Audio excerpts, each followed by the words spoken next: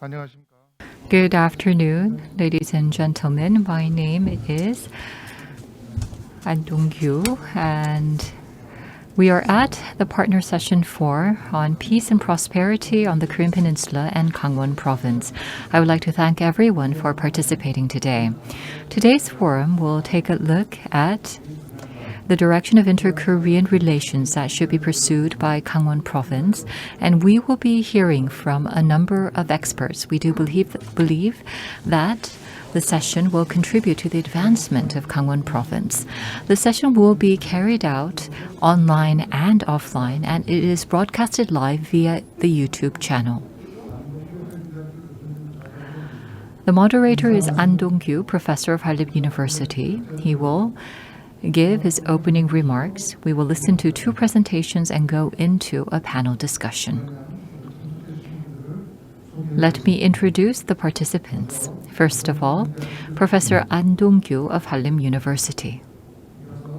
Next, let me introduce one by one. First of all, Dr. Jo Han-bum, senior researcher at KINU, Korea Institute for National Unification, Professor Kim Ki-seok of Gangwon University, Kim Tae-young, professor of Kyunghee University, and also Kim Hyung-seok, president for the Institute for Korean Integration of Society, Professor Kim Myung-yeon of Sangji University.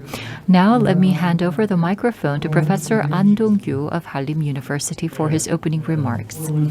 Yes, thank you very much. Let me open the forum. I am An Dong-gyu. I am professor of the Hallyu University, and I'm also a member of the Gangwon Self-Governing Province Committee. So we are here at the Pyongyang Peace Forum 2022 under the theme of Peace Here and Now. This is the 4th partner session.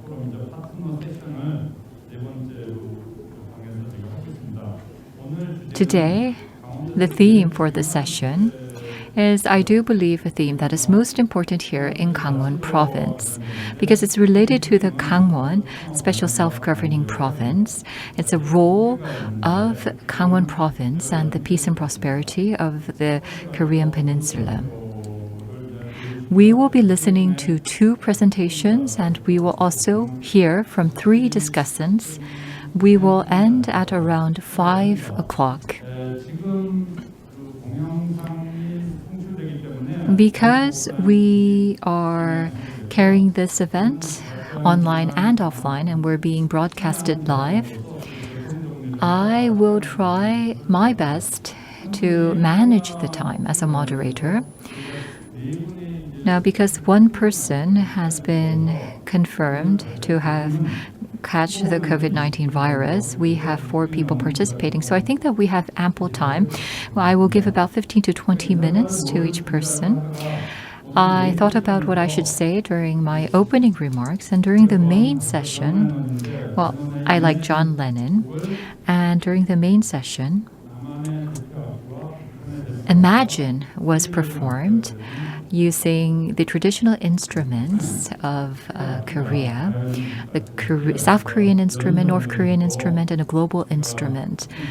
And that performance actually made me to think about the lyrics of the song, Imagine. Imagine all the people living life in peace.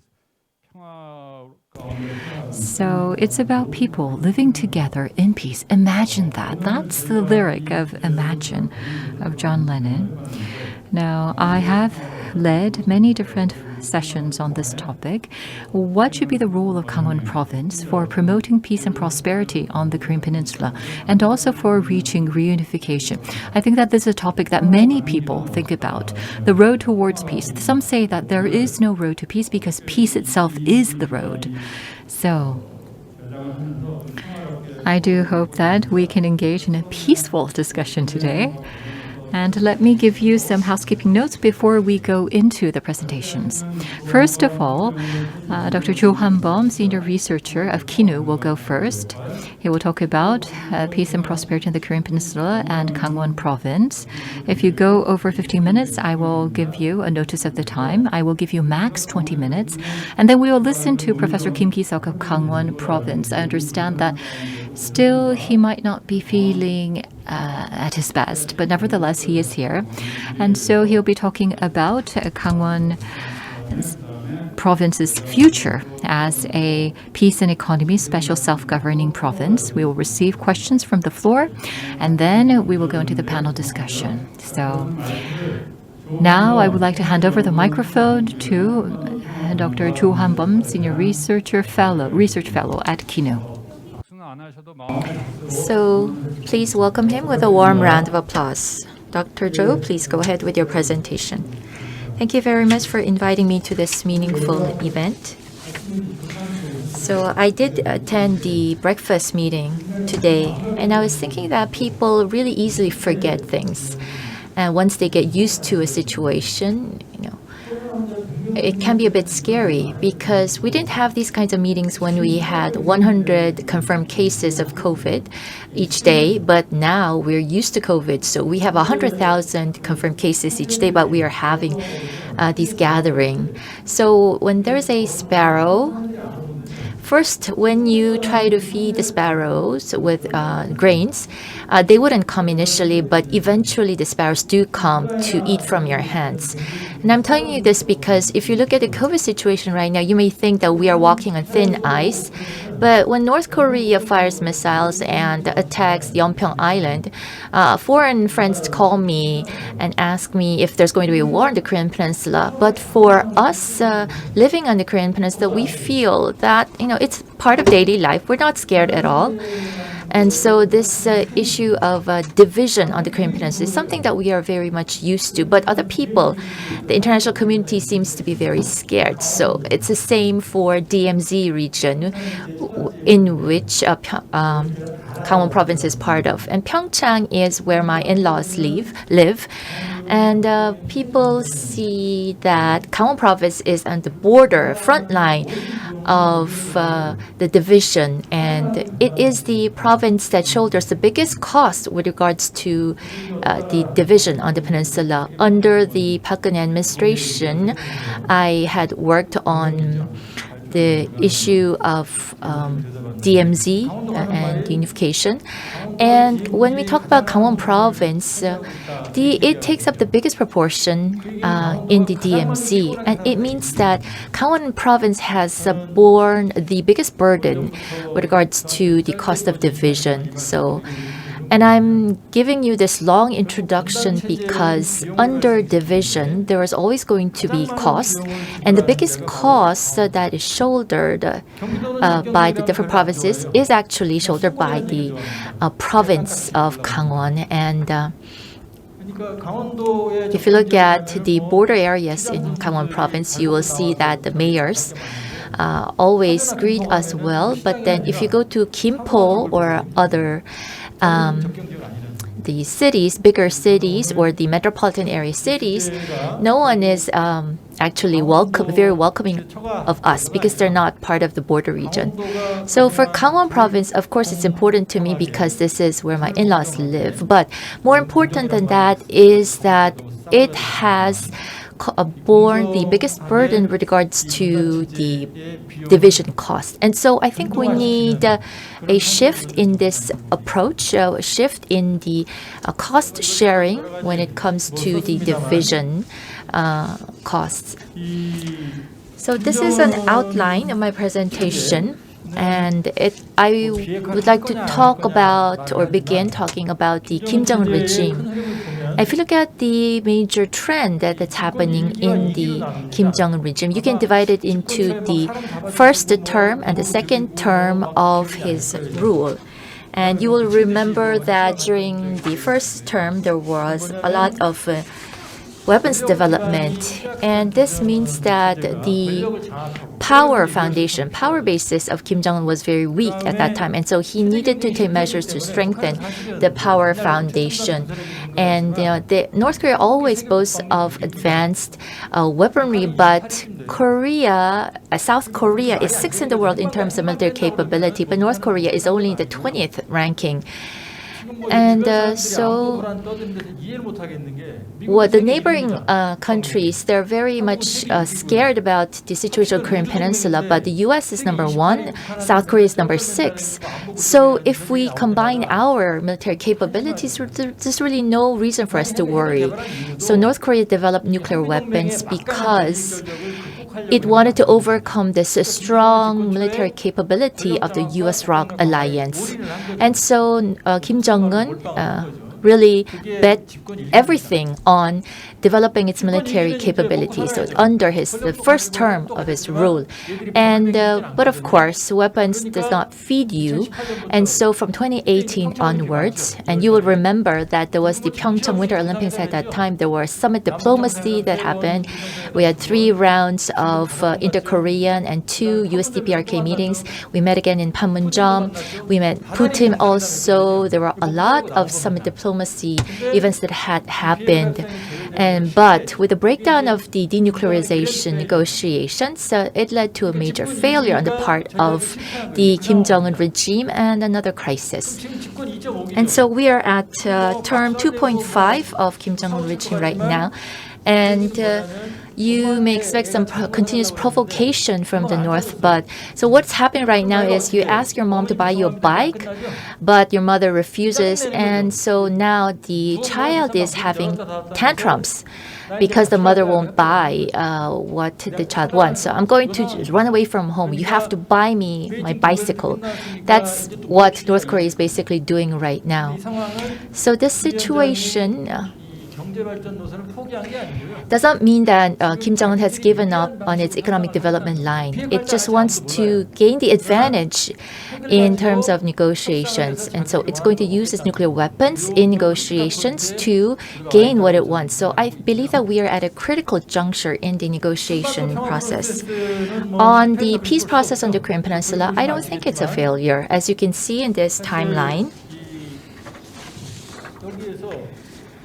you will see here that all of the processes were began by South Korea. So June 12 and Washington meetings and the Stockholm, all the way to the Stockholm meeting. South Korea always initiated these negotiations and meetings, but ultimately we failed to reach practical or substantial agreements. And so we worked very hard, but the peace process on the Korean Peninsula did not lead to any substantial results. And Trump, well, honestly, I personally don't like him either, but we cannot just criticize him altogether because President Trump did have some accomplishments. First of all, he brought out a voluntary moratorium from North Korea. And secondly, he was the one who first initiated the USDPRK, the first USDPRK summit, and also drew out from North Korea the willingness to close the Yongbyon facility as part of the voluntary moratorium. But when it comes to the details, of course, the two sides clashed. End of war declaration, peace regime on the Korean Peninsula. Well, it's a long story, but the end of war declaration, why is it meaningful on the Korean Peninsula? In denuclearization of North Korean weapons, it's going to take at least 20 years. So complete denuclearization, and then we will have a peace treaty. It just means that we have to wait 20 years down the road.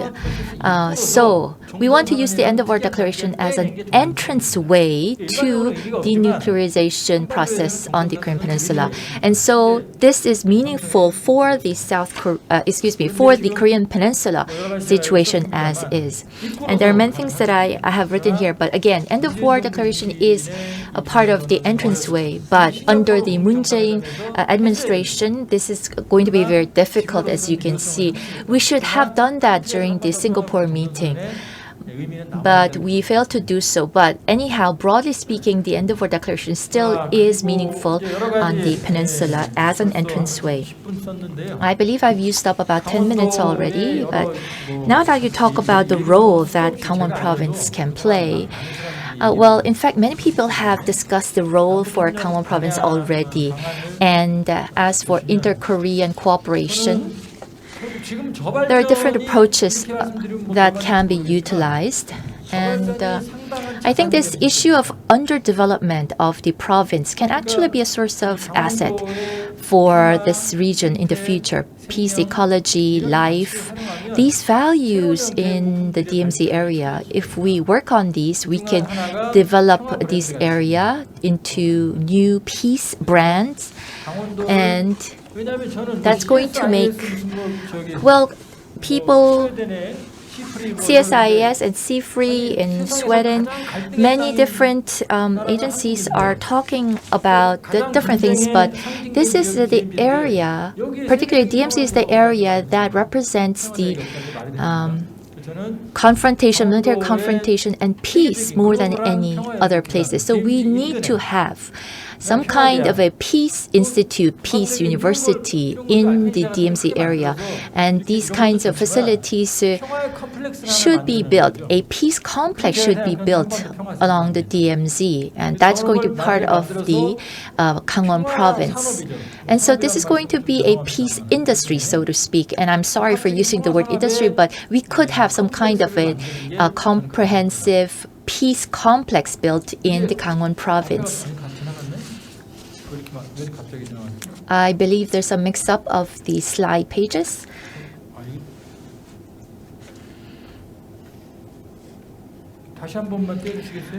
Could you please show the front pages of my slide, please? So here, this is the page that I have already explained.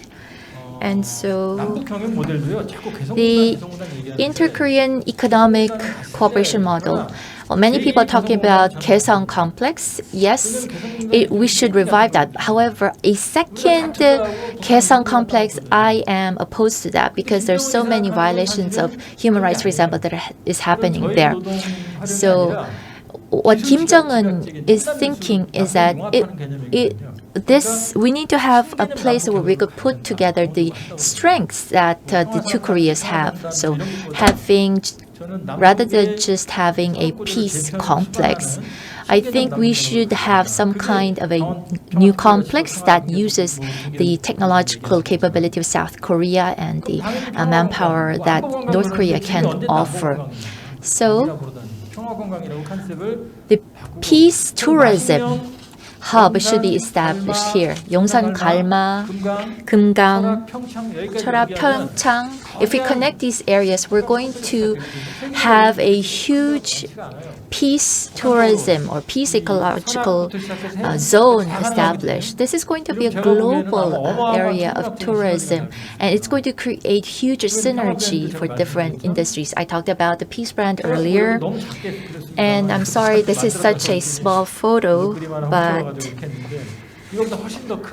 actually what I'm envisioning is something much bigger than this. We could have international collaboration, inter-Korean ecological cooperation. We could have standing offices here, NGO offices, activists, spaces, as well as global convention facilities built here. And I would like to call this a Korean Peninsula Peace Center. We're often hearing about life communities these days. Of course, there's the issue of sanctions against North Korea. However, in the Gosong area, for example, well, we could have a bio-industrial complex built for vaccine treatment, development, and the international community wouldn't oppose these kinds of projects. And having a global peace zone established in this region, as well as the systematization of the border area cooperation in the Gangwon province between the two Koreas. So a related committee should be established to oversee the work. And also in the EC region, for example, we could have these kinds of agencies established. Green New Deal, well, North Korea's carbon emission is only 1/10 that of South Korea, so we could do CDM projects with the North, and that's going to bring benefits to both sides. And as for the considerations, well, it's important for Gangwon to raise its voice, and it should say that we shouldn't be paying for all of the division burden. We should be paid back for all of the expenses that we've incurred so far. And ultimately, the infrastructure of Gangwon should be improved innovatively. Of course, feasibility study results are poor, but if we invest in new infrastructure here, then it's going to attract more investments and it's going to create a virtuous cycle. We're talking about the unification era these days, but without the needed infrastructure in Gangwon, newly developed, when we do have unification, then Gangwon province will be isolated and marginalized. And so the most important way for us to strengthen competitiveness here is to do it through equalization of the division cost. And because this is what is just and what is equitable. And so ultimately, what we have to do is we need to have multidimensional infrastructures built in Gangwon province. When I go to Daegu, for example, from Seoul, I don't worry about the traffic, about the time that I need to take to travel. However, every time I have to go to Gangwon province, it can be a bit tricky. So when you travel around Gangwon province, for example, there are a lot of just farms, poultry farms, and industrial factories. And so we really need to improve the infrastructure. And lastly, I've been in charge of such inter-Korean cooperation projects for the past 10 years. And the central government, it's difficult to conclude a citizens' contract on the central government level. And so maybe we could do something in the level of the Gangwon province. I really like the word citizen. So the Gangwon provincial citizens, for example, should work hard to conclude some kind of a citizen contract. Thank you very much. This is the end of my presentation. Yes, thank you for the past 17 minutes. I think you covered a very broad spectrum of topics, but you gave a good summary also. You gave us a very good big picture of what's ahead of us. And added to this, and Professor Kim Ki-seok is going to give us an even stronger presentation. So now we need to shift our focus to Gangwon, and we should look at the economic special zone in Gangwon province as well as our future. So your maximum time is 20 minutes. Thank you. Okay, so please begin. Yes, thank you very much. I am Kim Ki-seok from the University of Gangwon. And I have actually a lot to say. But first of all, Dr. Han Dong-gyu mentioned that I might not be feeling well. Well, I had been quarantined, but my quarantine ended yesterday, midnight. I thought whether I should not come, perhaps, because I understand that after 7 days of quarantine, the virus still may be in your body for another couple of days, for about 3 days. So I contemplated over whether I should come or not. But I did not have heavy symptoms. I did have one slight sniff or cough, but besides that, I was okay. And I was actually confirmed. All my family members, 3 of them were confirmed as well. But my quarantine has ended, and here I am. And during my self-quarantine, I had posted my experience on Facebook.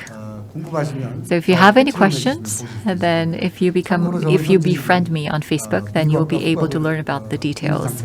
And actually, I lost my sense of taste and smell. Usually I understand that for about 10 days up to 3 months or 4 months, you might not be able to have your sense of taste or smell back. The nurse told me that also it's very psychological, so if you feel very concerned, then that can prevent you from recovering your senses.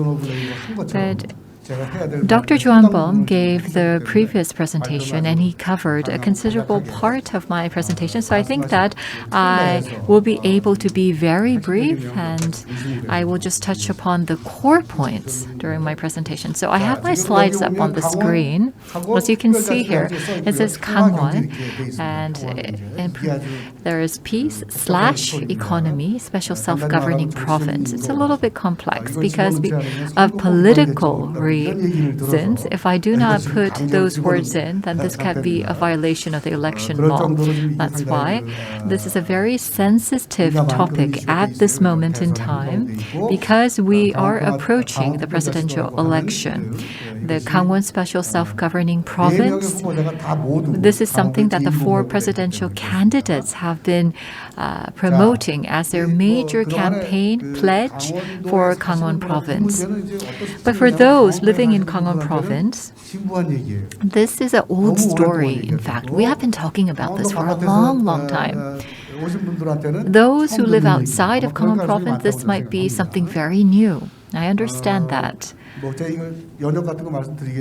I will go into the timeline and the history. But for a long time in Gangwon Province, this has been a major project that we have been pursuing, and it is now a major campaign pledge by the presidential candidates. So Gangwon, Peace Special Self-Governing Province, was actually the first initiative that we pursued. So Gangwon-do, do means province. And in the blue, it says peace, and then self-governing. And then in sky blue, it says special. And then in red, you can see the words Gangwon, economy, and province. So if you look at the colors, you can see that these colors actually symbolize something. Gangwon-do is actually the main part of this. And peace and self-governing will enable Gangwon province to obtain a special status. Dr. Cho mentioned this and described this very well. But up till now, Gangwon province has suffered greatly, and I will explain this in detail. But it has suffered, it had some disadvantages that it suffered, and so we want to obtain a special status that can actually make up for the past. And I will go into the details of this initiative, but we want to be acknowledged as this special self-governing province for peace and economy so that we can ease regulations to promote economy and investments and also for sustainable development utilizing ecological resources. We also want to cooperate with North Korea in the Gangwon province for perpetual peace and for a future economy. We also want to promote co-prosperity through northern economic cooperation. And this northern economic cooperation would also include cooperation with Russia and other northern region countries. So, for a long time, we have been talking about making Gangwon a special self-governing province. Now, the disadvantages I mentioned, first of all, there is a disadvantage because of security. As you know, there were a lot of people from the north coming down to Gangwon province, making our security very fragile. So, when it comes to security, Gangwon province has always been disadvantaged. For example, there are many military troops. Whenever there's an incident, the military becomes very tense. There's tension rising, and that leads to disadvantages as well. And then there's a regulations that had actually provided disadvantages. For example, to provide clean water to Seoul and the metropolitan area, we had to endure some disadvantages. 67% of the DMZ lies in Gangwon-do, and about 18.2% of the land area of Gangwon-do is under military regulation. So that, adding everything up together, about 80% of Gangwon province is influenced by regulations. We have been continuously impacted by such regulations. And among the 18 cities and municipalities in Gangwon province, 15 of them are faced with the threat of local extinction because of a decline in population. 14 years ago already, President presidential candidate at that time, Park Geun-hye, had made the Gangwon Special Self-Governing Province her campaign pledge. And then in 2012, 2016, this was once again a presidential pledge by candidate Moon Jae-in. And then at the bottom, you can see that. Let me try to control my slides again. Okay, so here. Okay. 그래서 두 번 공약을 했었고요. 현재도 At present, the four major presidential candidates have made this issue their campaign pledge. And also, this has been a pledge, a campaign pledge for the local elections and the general elections, but it was not realized. So, Shin Gi-ju, a representative of Shin Gi-ju of Wonju, had submitted a legislative proposal to the National Assembly, and it's pending. Also, in 2020, Representative Lee Yang-soo also submitted a legislative bill to the National Assembly. It's pending the approval. Representative Ho Young in 2021 also issued a legislative bill. This is pending their approval and decision at the National Assembly. Then there was a Pan-Provisional Promotion Committee established in 2021 for pushing forward this initiative.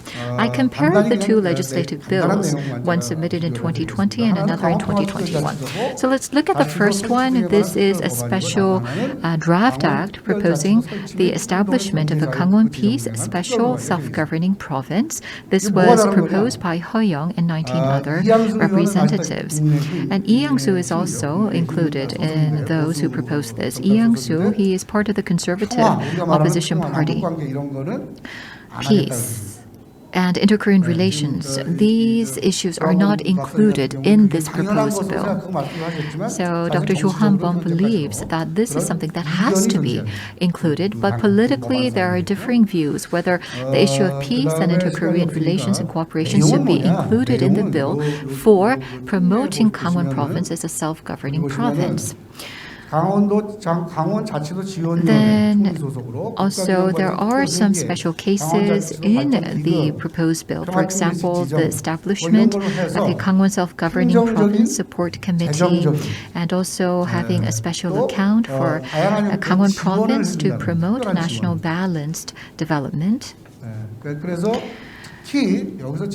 What is most important here is that this is a special act, and so when it comes to decisions related to regulations, the special act has priority over general acts because there are so many regulations that Gangwon Province is under. Gangwon Province would be given the authority to make decisions related to regulations under the special act. However, there are limitations. For example, the Gangwon Economy Special Self-Governing Act talks about establishing an economic free zone for Gangwon. Up till now, Gangwon Province has suffered greatly because of the regulations, because of security issues, and this has actually dampened the economic situation. That is why Gangwon Province is requesting for a special status. Now here, however, it does not include inter-Korean relations and peace. So what happens? All of the non-metropolitan cities are in the same situation because they are all faced with the crisis of local extinction. 6 in Gyeongbuk, 3 in Cheonnam, and 1 in Jeonbuk. All of these areas are faced with the crisis of local extinction. So if you leave out peace and inter-Korean relations, actually Gangwon Province is no different from the other regions. So people might ask, then what is special about Gangwon Province? Why should Gangwon be provided a special status? The thing that actually makes Gangwon Province stand out is that it has been always under the security threat. And also, we're asking for a special economic zone for Gangwon, but this means that this is giving preferential treatment to a specific region. So that might become an issue. And also, individual commitments being proposed. This I will talk about later on. There's also an issue with the second proposed bill. First of all, there is a possibility that is heavily influenced by inter-Korean relations. So if the inter-Korean relations worsens, then this special act might not be able to exert any influence at all. 지방자치의 영역을 We 분리해서 have to actually divide this into the area that's related to peace and then the area that's related to self-governance. And we need to have this two-track approach when we pursue a strategy for making Gangwon Province a special self-governing province. And also, Gangwon Province shares the DMZ with Gyeonggi Province, Incheon, and especially the northern part of Gyeonggi. There's also calls to separate the northern part of Gyeonggi with the southern part of Gyeonggi. So there needs to be coordination with the other local municipalities that share the DMZ. The strategy to pursue this initiative. Now, as you know, this issue has not become an agenda. We have not been able to engage in full-fledged discussions about this topic. And what is the reason for this? We have to think about this. We have to analyze the cause. First, was it because of the differing views between the ruling and opposition party? Well, the differing views was not that great. As I mentioned before, when it comes to the core parts, of course there are different views, but it was not that substantial. Number two, what about the difference of views among the different regions? For example, the other adjacent areas, they might ask, why is Gangwon Province special? We should also be given special treatment or status. And also, is it because of the lack of political will and power? Or was it because there was a lack of strategy? Because if you look at the details of the proposed bill, there's a lot of talk about providing special authority and rights to Gangwon Province. And people might say that, isn't it too much? So there's a view that perhaps we should have a basic act be implemented and perhaps we can go through a number of amendments. But we did not have a clear strategy in place. There were just a number of suggestions. And for a long time, we have just been talking about this, but nothing substantial has happened. And that made the people of Gangwon Province very fatigued and tired of this issue. When this issue became a presidential campaign pledge, the media said that this is an old story. Why are we talking about this again? So people are feeling fatigued. But nevertheless, Gangwon Province has no choice but to actually pursue this initiative. But nowadays, you can say that our surrounding condition has greatly improved. For example, first of all, the conditions for local autonomy has improved. In 2020, there was amendment of the Local Government Act, and so there is an atmosphere that promotes local autonomy. And also, we have entered into a legislative process. For example, there has been legislative bills submitted to the National Assembly, like I mentioned, by Lee Young-soo and Hoan. And also, we need supporting bills. For example, we need bills and acts that can support the administrative and financial matters to make Gangwon Province a self-governing province. For example, the Framework Act on the Management of Charges, etc. So there has been a lot of preparations to actually pursue this initiative. And also there has been a pan-provincial promotion committee established for the first time in Gangwon Province. In June of 2021, a National Assembly public hearing was held, and there was a promise made to carry out non-partisan cooperation to push forward this initiative. And there were many different activities carried out. For example, on February 9th of this year, a representative of the Public Administration and Security Committee had initiated a legislative public hearing to talk about this issue and hear about how Gangwon Province desires this. And we really appeal to the participants. The chairman asked, what do you need? And we said that, first of all, we need a public hearing. And on February 9th, the public hearing was held. So that actually started the official legislative process to push forward with this initiative. There has been some other changes as well. For example, during this presidential election, the biggest agenda is to create a mega city. I'm sure you heard about this. So in the different regions, as you can see here, there is an initiative to create mega cities. For example, there is a Gyeongnam Zone mega city, the Daejeong Zone mega city, the Gangnam District megacity, the Chungbu District megacity, and the metropolitan area megacity, the 5 areas. They want to be promoted into megacities. And this is a major agenda for the presidential election. But Gangwon province is not included in any of these 5. The largest city of Gangwon province is Wonju and only has a population of 350,000. So what we can do is actually we can make 3 special self-governing zones, which would include Gangwon-P's special self-governing zone or district, the Jeju self-governing special district, and the Saemangeum and Jeonbuk special self-governing district. So, in the past, we had very simple claims, but now we have more details. On a nationwide basis, we are pursuing national development of megacities and special self-governing districts. So, compared to the past, you can see that we have more detailed approach, a more detailed strategy in this light. So, we can say that, of course, we may not be included in the 5 megacities, but we have a plan B. We want to be part of a special self-governing district. So we have a specific goal. And I think that the best way forward perhaps might be to integrate the 2 legislative bills proposed by Heo-young and Lee Yang-soo, but this is not a simple matter, because there are some details that make it difficult to integrate the 2 legislative bills, and that is why discussions are still ongoing. Now, in terms of the strategy that should be established, as I mentioned before, perhaps we should have a basic act implemented first, and then through amendments, perhaps we can add further details. And number 3, we need substantial political action. Now, the Public Administration and Security Committee has no representatives on the committee from Gangwon Province. So the civic organizations actually have been visiting the members of the Public Administration and Security Committee. But right now, we're during a presidential campaign period. And so we have not been able to carry out such activities in a very proactive manner. But this is something that we need.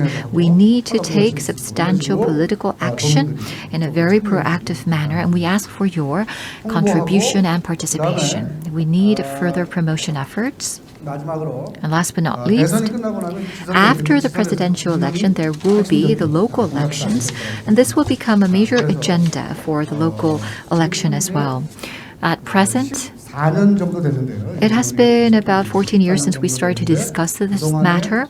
Up till now, we have made some substantial efforts, and we do hope that we can see some real outcomes coming out. We are in a very good condition to really make this a reality. I think that we are at an optimal opportunity, and with this, I would like to conclude my presentation. Thank you very much. Yes, thank you very much. So we have just heard from Professor Kim Ki-seok, and I think that Professor Kim Ki-seok and Dr. Cho Han-bum actually helped us draw the big picture and also look at the details as well. Professor Kim Ki-seok, he said that he lost his sense of taste and smell, but I think that his language skills and his sense of speech has actually improved. So that was a very eloquent presentation and a very clear presentation. You provided a lot of information very clearly within a short period of time. Thank you very much. And now it's time to go into the panel discussion. The panelists may have differing ideas. They have all different majors and backgrounds. And so I believe that they'll be able to share with us a lot of information based on their direct experience. So first we have Professor Kim Tae-young, who is a member of the Self-Governing Committee, and he will begin the discussion. And then based on the 2 presentations, you can just share with us your ideas. When I am the moderator, I usually ask the panelists to speak for 2 rounds, but in today's event, we're going to have just 1 round of panel discussion, and then we will go right away to Q&A. So I'll be giving you about 7-8 minutes each. So I think that's going to be ample time for your discussion. So Professor Kim Tae-young, please go ahead. It's nice to meet you today. I am a professor of public administration at Kyung University. I am Kim Tae-young, and I am also a member of the self-governing committee. When I was invited to this session, I was thinking about what I could share with the audience. So there were a lot of thoughts that came to my mind. And since we're talking about self-governance here, I thought that I could share many things with you. And we first heard about the presentation from Professor Cho Han-bum, and this was really based on his direct years of experience and research. And so ultimately, peace is the road that we have to take, and so this is already time for us to begin the preparatory work. With regards to the presentation by Professor Kim Ki-seok, well, I'd like to share with you my thoughts on his presentation also. And then if there's time remaining, since I am part of the public, I'd like to ask some questions about unification. So I really like the word special. And added to that, specialized. That's another word that I like. And this actually has a long history. So, special cases. Well, this began with Seoul City. So the official name of Seoul City is the Seoul Special Metropolitan City. And I want to begin with an explanation. After liberation in 1945, well, Seoul was actually part of the Siheung City in Gyeonggi Province. So it was just a city that was part of Gyeonggi Province. But after liberation, the U.S. Military office had decided to separate Gyeongsang, which was the name for Seoul at that time. And so if you look at the report, it says Seoul Independent City. So Seoul became independent. And that was from a U.S. concept because the person that made this act was from Virginia, and Virginia was an independent state. So why did we adopt that idea? Because we wanted to begin a new government in South Korea, and we needed a capital. And so temporarily we had called this. And he was asking what is the Korean word for the capital, and someone said Seoul, and so the official name became Seoul Independent City. So according to some people, the independent word was intentionally removed, and the word special was put in. And so we cannot call the capital the Seoul. And so where's your Seoul? You can't just say, oh, our Seoul is Seoul. It doesn't make sense. And so there was a public competition on the official name of the capital. So after the competition, well, the consensus was that to just call our capital Seoul. And so all of the Koreans decided that our capital should be just named Seoul. It's actually very comic. So we are talking about Jeju, and we are talking about Gyeongbuk, Honam, and the different regions. And the concept of special self-governing organization or government, that concept itself is actually very vague. So is it going to be a self-governing special province? I mean, if you look at page 12 on the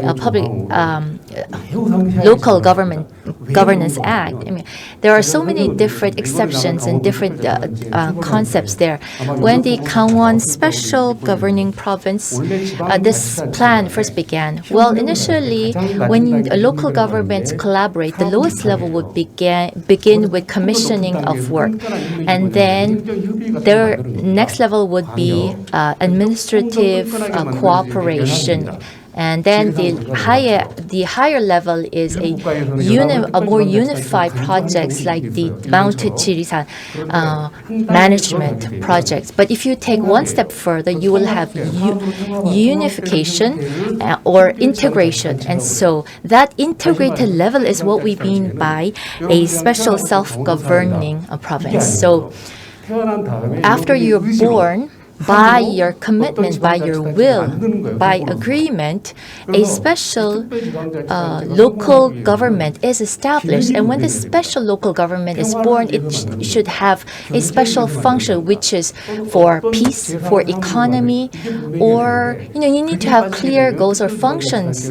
Because without if that is absent, there's really no use in establishing such a self-governing special province. There are a lot of different strategic models that can be utilized, but I think we need to begin from that concept. 임무가 조금 모호하거든요. And the concept of 불경 also can similarly be problematic. And so when establishing the Gangwon special self-governing province, I think that's something that you need to keep in mind. And if you visit Stuttgart in Germany, it has over 1 million population, and it has about 180 local governments there. If you look at Twin City in the U.S., the number of local government, well, it began as a special self-governing government, and it has about 1.2 million in population, and they have about 180 local governments there. And if you look at Kansai, it's the same for the Kansai city as well.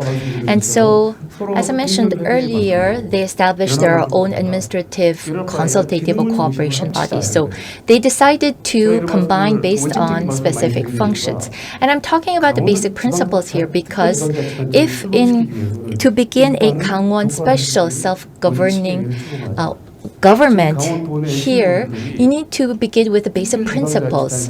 So this should be under the broad umbrella. There has to be a commitment towards cooperation, and that manifestation should be the beginning. So there should be a commitment and a manifestation of a commitment that we really need to or want to establish a very special self-governing government through collaboration. And Professor Kim Ki-seok also talked about the sensitive issues involved here. But so it was easier for some regions to begin their own self-governing governance, and there are 4 special cities that have been designated. And if you look at the history behind that, you're going to learn a lot.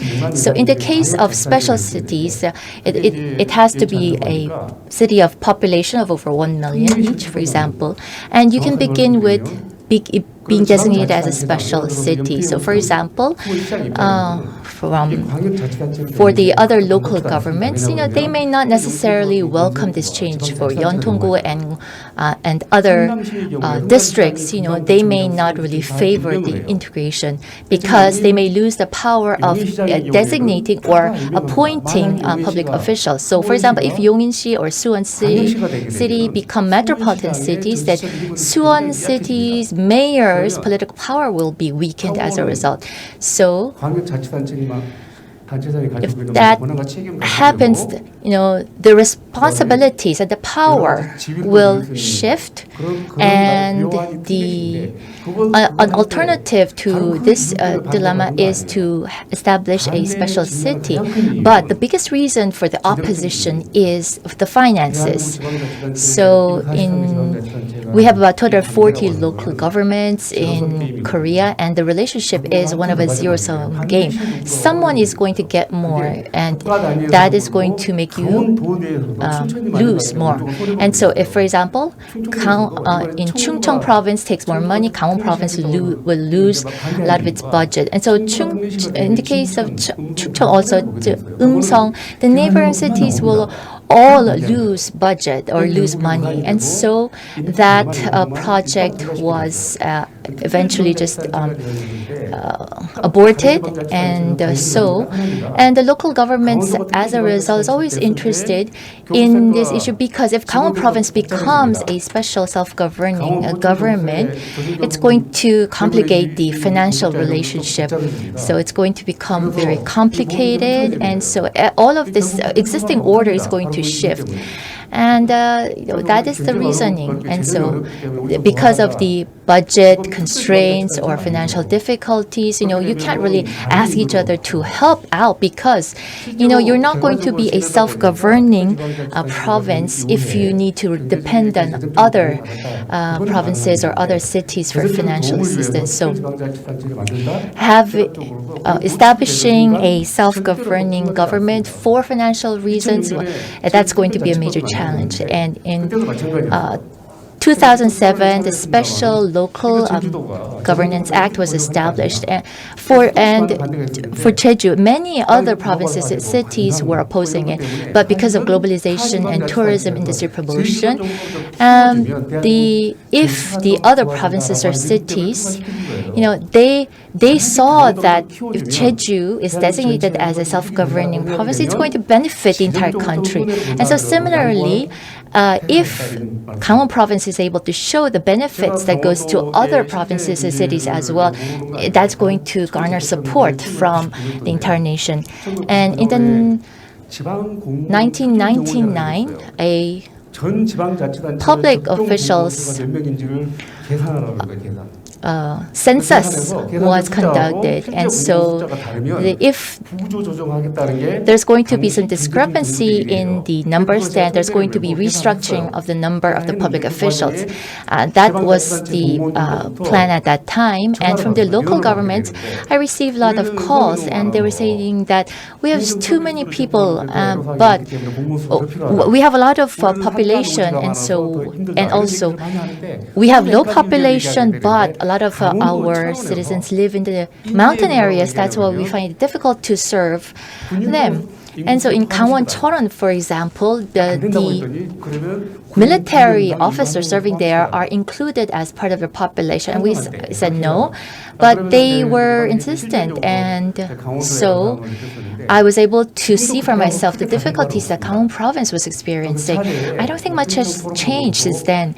So in the PyeongChang forum here also, and in many other venues, I always talk about these issues. Just give me 30 more seconds, please. So when you try to pursue this strategy, I think these are some of the considerations that you have to have in mind. You have to begin from the very basic concept of a special, local, or self-governing governance or government. And so I think it's important for you to begin this work. And what follows naturally is to be designated as a special self-governing economic zone, as it was with the case of Jeju. And so that's the advice that I like to give to Gangwon province. Yes, thank you very much. You gave us very practical ideas and proposals. And you did speak on for a long time, but it was very interesting, so I did not step in or intervene. So our three speakers, I think they gave a very good beginning. We have two remaining panelists, Kim Young-yeon and Kim Hyung-suk. So just be brief with your panel discussion, and then we'd like to open up the floor. So please don't go over 10 minutes. Thank you. Yes, thank you. It's very nice to be here. I am Kim Hyung-suk, and I'm with the Institute for Korean Integration of Society. Our institute is where those who had worked with the Ministry of Unification retires and comes to work with the private sector to pursue and promote reunification. It's a private sector non-profit organization. I think that the reason that I have been invited was to talk based on my experience as a public official and to talk about the big trend towards peace and reunification, and also look at some of the items that can be dealt with or pursued by Gangwon province in that process. Starting from 1989, I worked for the government until 2017, and today I would like to talk about not on the presentations given by the two speakers, but I want to talk about the overall trend of the Korean Peninsula and also my experience as a public official and what I thought would be good as a role to be played by Gangwon province. As you know, we are a divided nation, and we have continuously pushed towards reunification. Despite the efforts made for the past 70 years, Korea is still divided. And the main reason for this is, first of all, because of North Korea, which is very passive in terms of living up to the international norms. But given the current situation, would we be able to push North Korea to obtain our desired outcome? Were our efforts sufficient? We have to think about this. Up till now, when we dealt with North Korean issues and the issues of reunification, we looked at this from an ideological perspective or led by the government. And also, we thought of it from a potentially special relationship that will be established through reunification. There are differences of ideologies between the North and South, and we also have that experience of the Korean War, and that is why we have a distrust between North Korea and South Korea. That's why we have not been able to stably expand dialogue and exchanges with North Korea. Not only that, we have been leading our efforts and these efforts have been led by the government. So when it comes to the private sector, we have not been able to actually have the private sector's capacity to grow when it comes to its role and capacity for pursuing reunification. Also, North Korea has been developing nuclear weapons, and it has actually not abiding the international regulations and norms. So such actions and behavior of North Korea has made it difficult for us to obtain reunification. So ideology-centered approach or government-led approach should be something that we should move away from. I think that we have to take on a more pragmatic effort, and rather than the government, we should have a private sector-led initiative for reunification, and also we should try to have the international norms and regulations abided by North Korea as we pursue reunification. When we go in this direction, I think that, of course, currently the inter-Korean relations is not good, but I do believe that inter-Korean relations can change as our relationship with China has changed as well. And in that process, I do believe that Gangwon province can play a greater role. Number two, let's think about the role of Gangwon province. In 2018, in PyeongChang of Gangwon-do, we hosted the Winter Olympic Games. At that time, Inter-Korean Summit and also the U.S.-North Korea Summit was triggered. So the PyeongChang Winter Olympic itself shows that Gangwon province actually can become the starting point of peace on the Korean Peninsula.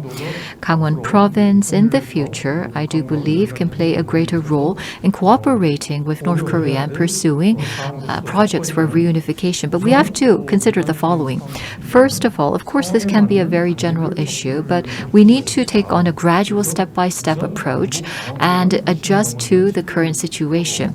Of course, we need to build trust between North Korea, and then we have to open up a stage for cooperation and coexistence. And number two, rather than a one-time event, we have to carry out projects that can be ongoing. This is the type of approach that is desired.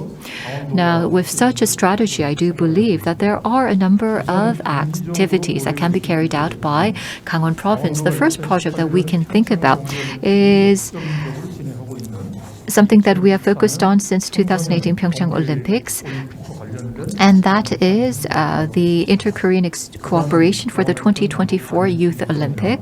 We had an integrated team, for example, or we had the two teams, North Korean and South Korean team, enter together for the opening ceremony, or perhaps we can use facilities for joint training facilities.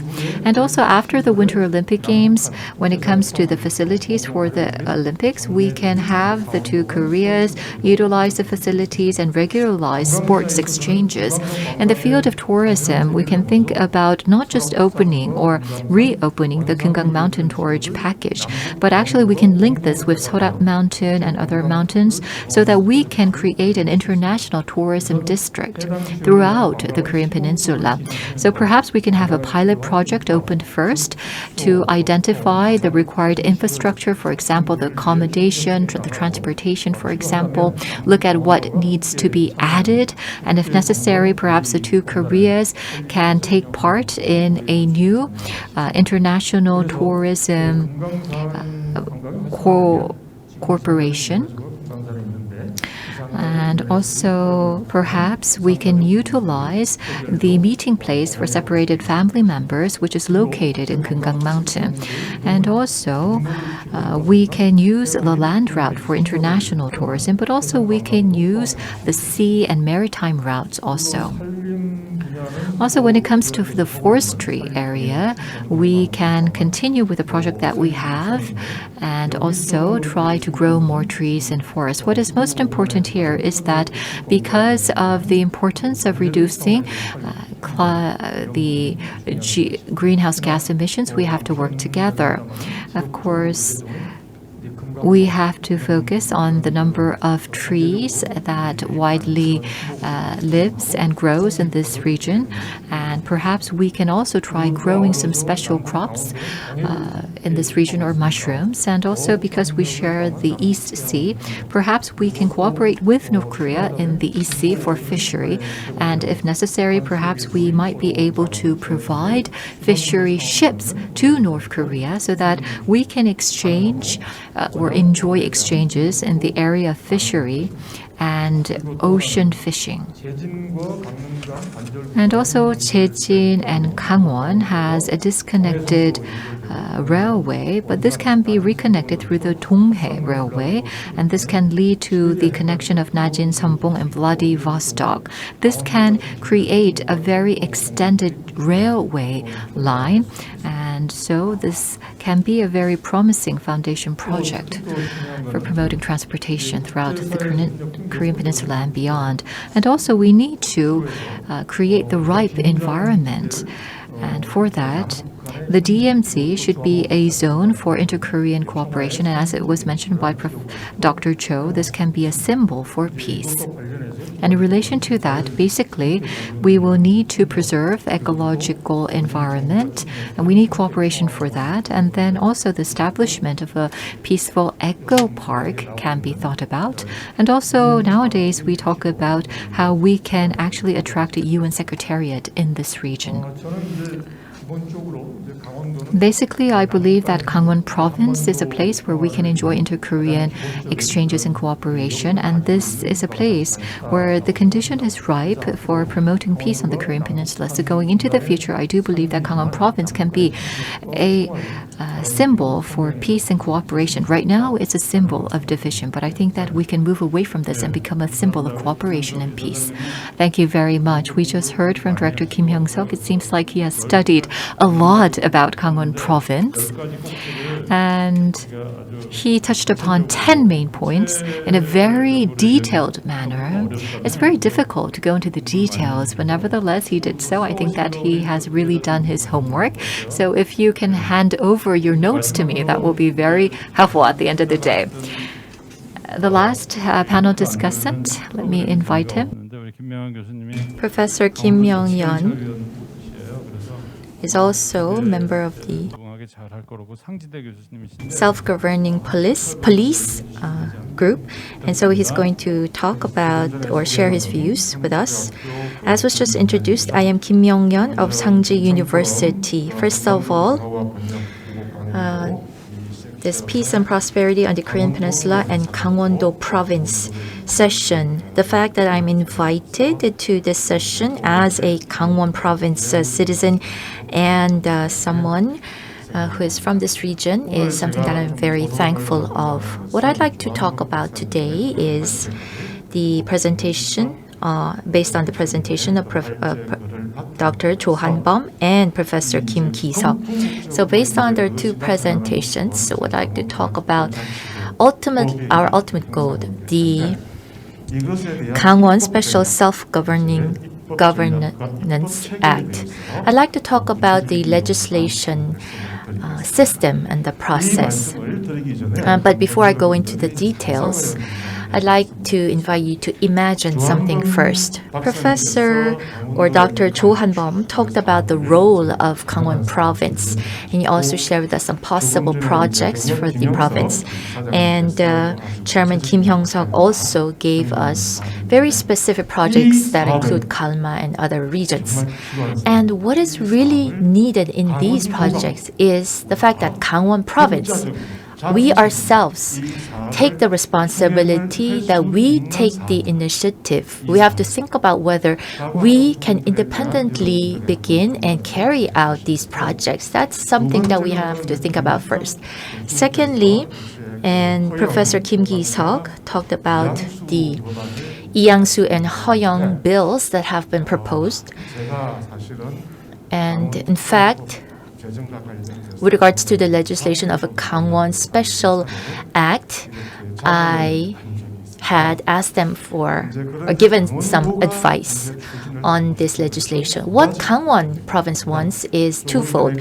First of all, as Professor Kim Ki-seok has just mentioned, self-governance is very important. So, as Dr. Jo Han-bum has mentioned, the equalization of the division costs and also the environment, forest, and the geological or geographical constraints suffered by Gangwon province. I mean, that has to be taken into account. So that is the first pillar. And this is what's contained in the Lee-yang-soo and the Heo-young bills. But along with this part, what Gangwon province wants is that what we are talking about right now, the specific projects, we want a peace special zone, peace projects, the legislation, the regulation with regards to these peace projects. So that will be the second part of the idea that we have for our province. And so I think that is a slight difference from what has been discussed by the earlier speakers. So speaking from on this specific issue, I think we need to be very prudent in the legislation process. And the model for our legislation plan is Jeju province. So Jeju is a special. Well, first of all, it began as a pilot project, and an international free city was the beginning plan for Jeju province. So the Jeju special self-governing province. If you look at their act, well, there's the Jeju Act and there's the Sejong City Act. Sejong City Act is very, very simple, and the basis of that is to move away from excessive concentration in the capital region, so which is very different from the Jeju Act. So for me, briefly speaking, the Shin-gi-jong Representative Shin-gi-jong bill, well, I believe that this is not that we did not pass the bill, but we could not pass the bill. And I think that is the right approach. And in fact, in the discussion today, honestly, I'm a bit cautious about whether I should be speaking about these issues because the province has its own principles. However, with regards to the issues raised by Professor Kim Ki-seok, with regards to the legislation process, with the strategy, I think that very closely reflects my personal thoughts. So that gave me the courage to once again raise this issue, the fact that we need to revisit this provision.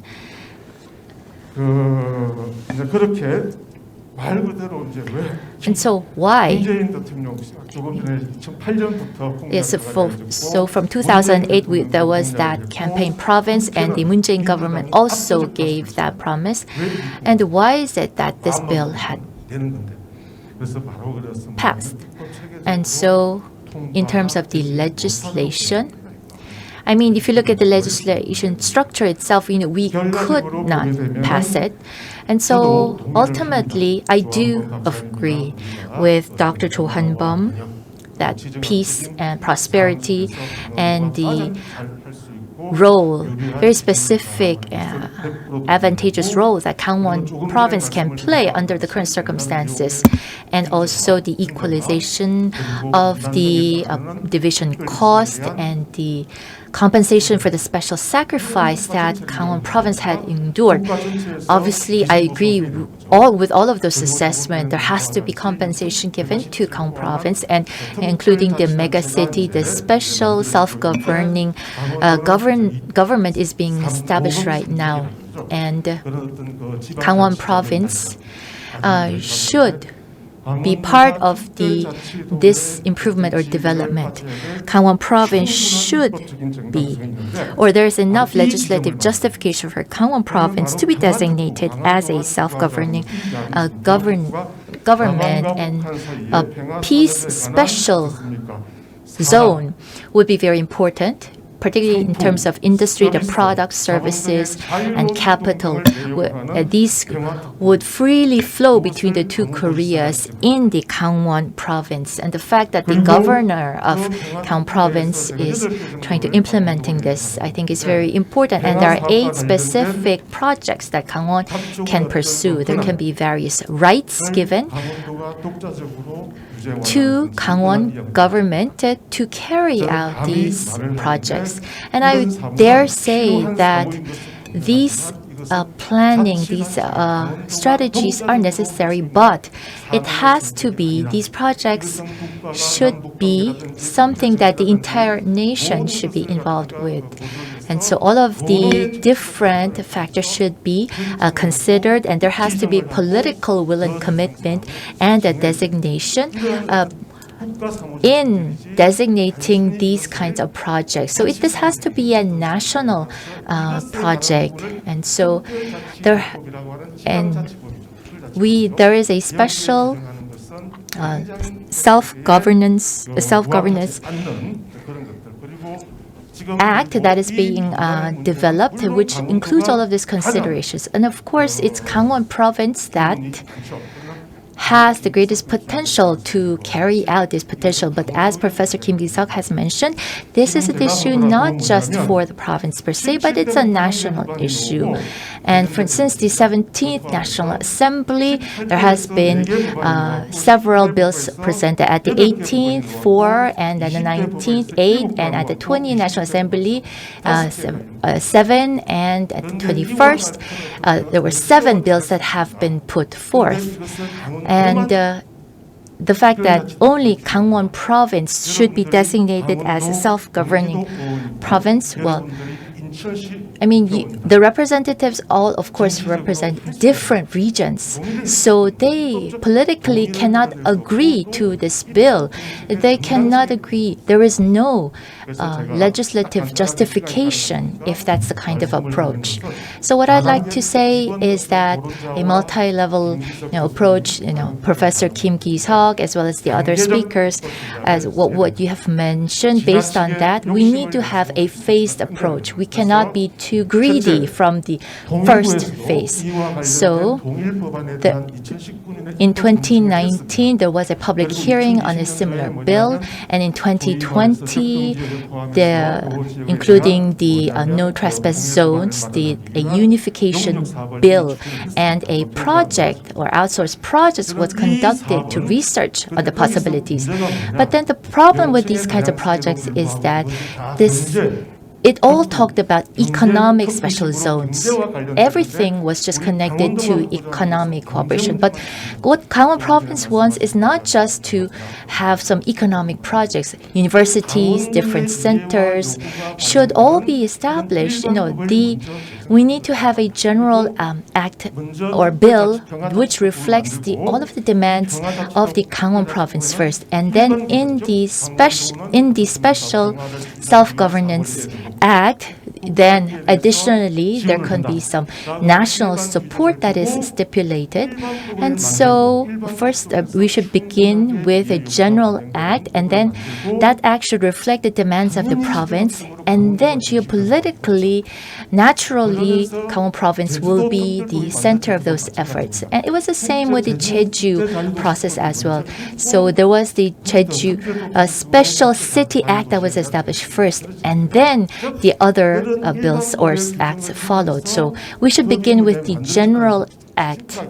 And so that is the more simple approach that we should take. And then after that, we can reflect the specificities of Gangwon province. So we could go on to the next level of reflecting more specific demands from Gangwon province. So I worked for 10 years in the Legislative Research Center of the Legislative Office, and so there in the Shingiwon Act, in Shingijun Act, there has been the review of the special or experts group and inter-committee review, but everyone is opposing to the bill as it exists right now. There's also the Iangsu and the Hyang bills also, but simply put, it will be very difficult to pass them as is right now. So I think we need to take a more simple approach. There has to be a phased approach to the legislation. And one thing that I do want to mention further is that every time I meet the Gangwon people, they always say that this is the way forward for us. This is the way that Gangwon province can live in the future. They have this huge expectation. And so we need to be mindful of these demands of the Gangwon residents themselves, and it's good. They have to go through a plebiscite here, and it just shows that there's a high level of expectation among the residents. So these are the things that have to be considered in the legislative strategy. So we should begin with the lower levels and have a phased or a two-level approach. And so this is not something that can be legislated through just a single process. Thank you. Yes, thank you very much. So whenever I serve as a moderator in these types of forum, it's quite convenient for me because even if there are no questions, all of the issues are covered. But nevertheless, I think that perhaps I might have to summarize today because on my way here, I always go through Hwaengsang and Sema, but I was not able to do so because I lost my exit. I missed my exit, so I had to drive a little longer. So I had to go all the way back down to Wonju and come back up.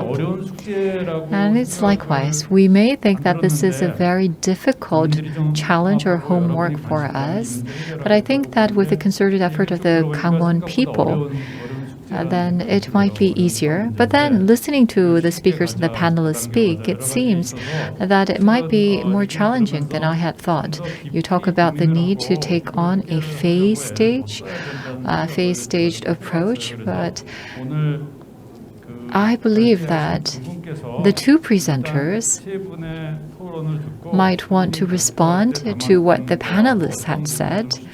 If you believe that there has to be something to correct, then please go ahead. Especially Professor Kim Ki-seok, you received the support of Dr. Kim Myung-yeon. So was it that we didn't pursue this or couldn't pursue this? Or couldn't obtain this? So please answer that part. And Dr. Cho Han-bom, please respond to what the panelists said. If there's something, an opinion that differed from yours, please mention that. I will give you each 5 minutes. And also from the floor, are there any questions? I think that we can accommodate one question, and then including that question, we will have the speakers respond. I don't think I have time to speak further or summarize, unfortunately. Yes, I am from Seoul, and I am with the Council for Youth Sustainable Development.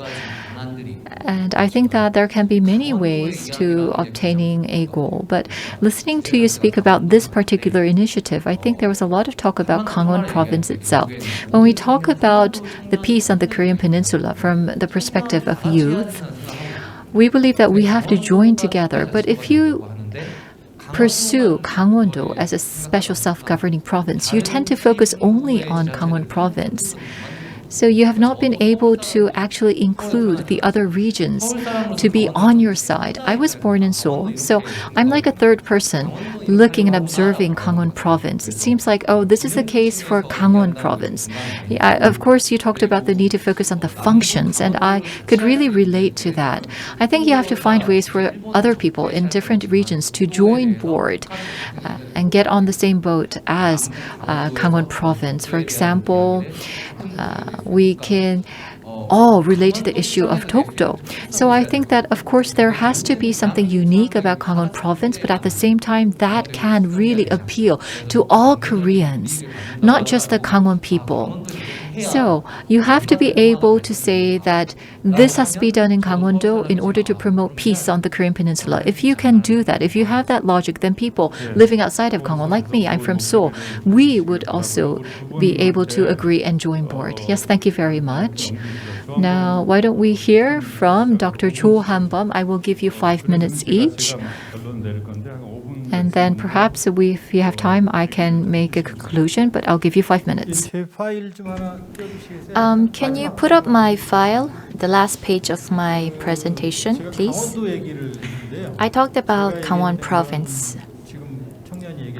And as the youth group member has just mentioned, of course, these are issues that are not limited to just Gangwon province. So you look at the current situation right now, and the DMZ right now is under the UN command. President Moon Jae-in, when he went to North Korea, he had to receive approval from UNC. Without UNC approval, even our president can't go to North Korea. So there is no other case where for 70 years another country's command is looking or overseeing our country. So the DMZ right now is under UNC, and as long as that situation remains, Gangwon province cannot develop further. So if you want to manage the DMZ area ourselves, we can of course say UNC can stay on the peninsula, but with regards to the management rights of the DMZ, it has to fall under South Korea. And if you look at the armistice also, the UNC's function is limited to military affairs. But, you know, for example, when we have to receive Tamiflu, for example, you know, I mean, that has to go through the approval process. When we try to visit North Korea, we have to receive approval from UNC also. So some people, of course, are saying that, you know, this is something that we cannot change. But I think we need to find a compromise here. Yes, of course, the UNC, we cannot just disband it overnight. So we can, of course, say that UNC can stay. But at least when it comes to management rights over DMZ, it has to fall under the South Korean sovereignty. And so that is the kind of movement that I am a part of right now. Of course, it's in a standstill because of the presidential election. But so the UNC control, that was decided at the UN Security Council. And of course, the UN Security Council and UNC have nothing to do with each other anymore right now. So if UNC doesn't accept our proposal, then we can go to UN Security Council. North Korea already has taken back its control of the DMZ area. So they are in charge. And when Kim Jong-un can come into this DMZ area whenever he wants. But then South Korean president, we can't do that. President Roh Moo-hyun and President Moon Jae-in, every South Korean president has to receive approval to visit the South Korean part of DMZ. So, I mean, under the current situation, how can Gangwon province exercise its rights and manage this DMZ area? But I believe that this is possible. If we don't deal with this major issue, of course, this is going to require overall solidarity. So we should begin with improvements in areas where it is possible. And so this will be my closing statement. Thank you. 네, 감사합니다. Yes, thank you very much. 세 분이 다 좋은 뭐 이런 So, 걸 주셔서 the three panelists provided some excellent views. 앞으로 And 제 일처럼 돼버렸어요. 제가 발표했다고. because I gave a presentation on this topic, it seems like this is my agenda, but actually it's the agenda of all of us. There's a question that many people raise. They talk about the Jeju special governing province and the special cities. 특별자치도가 되면 And they ask if Gangwon-do becomes a Gangwon special self-governing province, then will Gangwon-do be able to appoint the mayors and the heads of the municipalities? Well, there are a lot of challenges and issues, so Gangwon-do does not want to go in that direction. So there would be direct elections. We have that in place, and that's the direction that we intend to go. And I think that the core point of our discussion here, as it was mentioned by Professor Kim Myung-yeon, is 레벨의 문제가 아니라 that this is not a level of a local autonomy, but rather this should be a national project, is it not, when considering inter-Korean relations? And I think that that is a very core issue. What we're trying to say is we have to break away from that kind of a view. DMZ 관리권 문제하고도 사실 Now, it's intertwined with the issue of managing the DMZ. 남북 관계 뭐 하려고 그러면 When we try to do something in terms of inter-Korean relations, I studied international politics myself. There are many different international variables. For example, we want to do something, but sometimes we become skeptic. Does the U.S. indeed want the Korean Peninsula to be united? And if there's a different issue, but we cannot receive the attention from the U.S. when we believe that this is a pressing matter that has to be resolved. So we would give Gangwon Province the authority and right to deal with certain matters if it's given the special self-governing status. And so I think that because there is that right to autonomy, the governor of Gangwon Province would be able to make certain decisions. I think that we need a change of mindset when it comes to the issue of making Gangwon Province a special self-governing province. We have to really think out of the box when it comes to inter-Korean relations or about autonomy and the rights that are given to the local autonomous governments. So we need a change of mindset. We need to think out of the box. 그다음에 역시 아까 어렵다 자꾸 말씀하셨어요. And you continue to say that this is really challenging and difficult. 어려움으로 부딪히는 벽이 But 있거든요. that's actually the biggest challenge. People think that this is too difficult. This will not work. It cannot happen. No one will support us. I believe that this is feasible. 여러 요인들을 만들어서 And I gave you some reasons why I believe that the condition is ripe to make this a reality. If you look at the different conditions, I do believe that we have the optimal opportunity to make this happen. Perhaps it's the lack of effort. Professor An asked that we should make it clear whether we didn't do it or couldn't do it. I believe we were not able to do it. We wanted to do it, but we were not able to do it. Why? Because we didn't make the effort. Does that sound a bit vague or obscure?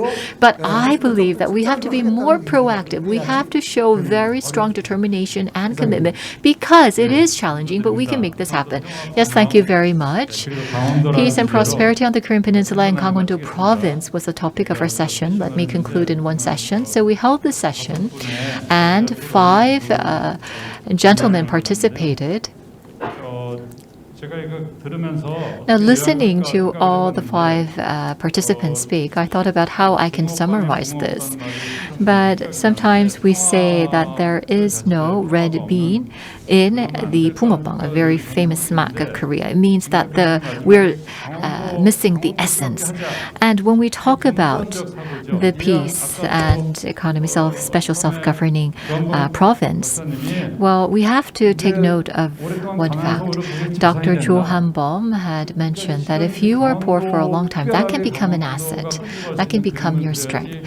And we really have to use our past experience, really, to draw the large picture for Gangwon Province. We have to think about our legacy, our past, to come up with the unique reasons why we should make Gangwon Province a special special self-governing province. We have to realize that we couldn't make it happen because we did not make the effort.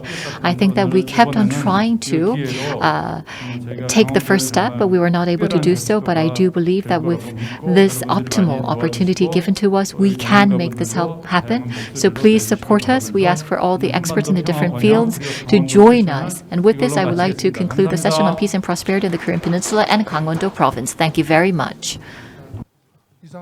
Yes, with this, we would like to conclude the partner session 4 on peace and prosperity in the Korean Peninsula and Gangwon-do province. Thank you for participating, all the experts and participants. I would like to thank the organizers and all the participants, including those who have joined us online. This concludes the session.